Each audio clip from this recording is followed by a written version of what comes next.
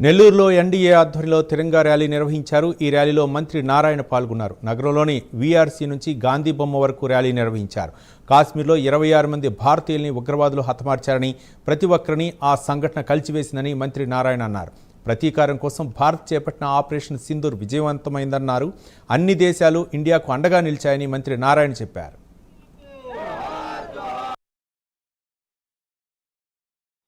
మొన్న 26 మందిని కాశ్మీరులో పొట్టన పెట్టుకున్న వ్యవహారం అందరికీ తెలిసిందే. అయితే ప్రతి ఒక్కరిని కలిసివేసింది ఆ సన్నివేశం. ఎందుకంటే భర్తని భార్య ముందే కాల్చి చంపటం జరిగింది. భర్తని కాలం ఎవరైతే టూరిజానికి పోయారో ఆ టూరిజం పోయిన దాంట్లో పిల్లలు భార్య అందరూ ఉంటే అడిగడిగి భర్తని కాల్చారు. పిల్లల ముందు, భార్య ముందు. అది మరీ నీచమైన ఇది. అలాంటి వ్యవహారం చేసిన ఈ ఉగ్రవాదాల మీద భారత ప్రధాని గౌరవనీయ నరేంద్ర మోడీ గారు ఆపరేషన్ సింధూర్ అని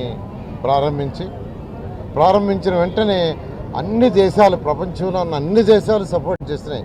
అమెరికా కావచ్చు, జపాన్ కావచ్చు, రష్యా కావచ్చు. ఎందుకంటే ఎవరు కూడా ఉగ్రవాదాన్ని ప్రోత్సహించరు. కానీ